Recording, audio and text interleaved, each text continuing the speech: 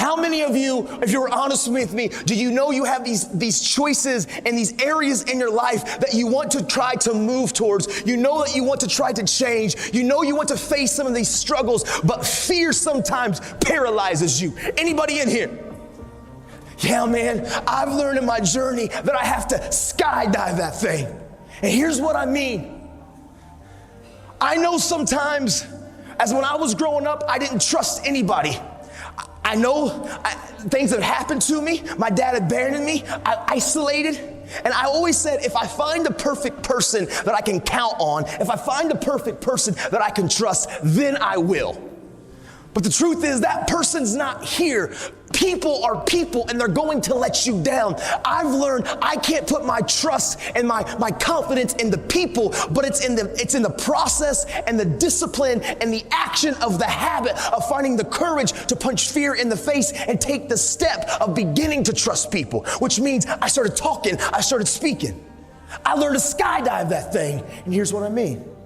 There's a lot of fears and insecurities all of us have. We all have insecurities. Like it, love it, or leave it. We all have things inside of us that we try to keep secure because we have shame or guilt or embarrassment, or we care what others think.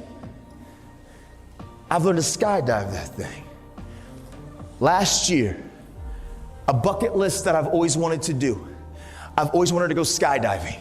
I'm an adrenaline junkie, but the problem is now, where I'm at in my life, I'm a husband and I'm a father. And I guess my wife doesn't approve of me jumping out of planes at 15,000 feet. So I thought something that I've always wanted to do, I was never going to get the opportunity to do. But I was in Oregon and I got done early and I saw a sign and it said Skydive Oregon. And so I was like, yep. I called my wife. If I can get my wife to say, yeah, we're all good. I called her and I'm like, hey, honey, I got done a little bit early. I've always wanted to. You know, it's something that I've desired to do. I think I'm going to go skydiving. Nah, I'm cool. I'm not going to. Yeah, maybe. Nah, I'm just kidding. I'm all right. I don't need to do that. It's not probably smart. And she says, I don't think she meant it at all, but she says, because I don't think she wanted to control me. She says, oh, no, honey, go for it. Do whatever you want to do. But yeah, if you don't want to do it, no big deal. That's cool too. Click. Dude, I know she didn't mean it. But my eyes got so big, she said yes. So 20 minutes later, I call her. I'm packed up, I got an instructor around me, I'm at Skydive Oregon, and I call her, her eyes get so big, I hung up. She ain't saying no. I'm all in. But as I start going through the process of skydiving, as the instructor shows up, and as he starts walking me through this process, my anxiety started getting higher. Like he started coming to me and saying, listen, here's your pack, here's your chute, here's how you're gonna fall. He put me on this counter. He said, this is my ninth jump today. I said, what, bro? 9 times?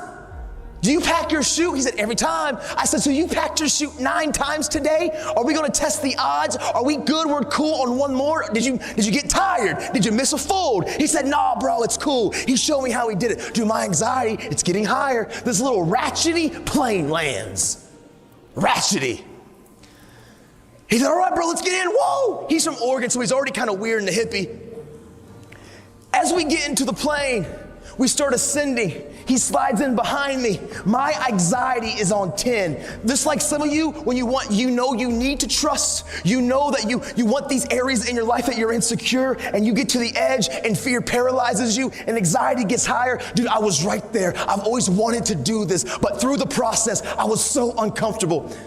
As we get to 13,000 feet, he said, listen, bro, we got 6 connectors. 1, 2, 3, 4, 5, 6. I'm gonna connect this. I'm gonna hit all 6 3 times. Do this. Woo, you're gonna do it. You know, I know, we're secure. Skydive Oregon. I'm like, 13K. He pulls the door up. He says, listen, the free fall is only gonna be about 30 to 40 seconds. I want you to experience this moment. So we're gonna scoot to the door. We got 2,000 more feet of climbing. And as we scoot to the door, and as we begin to get to that place, I want you just to lean out of the plane. I'm holding on, and I'm like, no! He said, okay, now we're there. Here's the next piece that I want you to do. I want you to take the bottom of your feet and touch the bottom of the plane and hang there. I got you. And I'm like, no! Dude, I was terrified. In In that plane, which was the safest place that I could have been, I've never felt more anxiety and fear in my life, even though I've always wanted to do it. But as soon as I trusted the process, and as soon as I trusted the community of those entrusted to help me learn to skydive, as soon as he got to that place at 15K and he said go, and I took that step, and we skydived that thing. All the anxiety, all the fear, it evaporated. As I free fell and I saw Mount Hood and Mount Rainier and Mount St. Helens, I've never felt more on top of the world. There's a lot of you in here that you struggle with trust. Fear has paralyzed you. You know there's areas in your life that you want to change, you need to change, but man, you get to the very precipice at that door and you run back because it is uncomfortable, and I need you to know change is uncomfortable. I've learned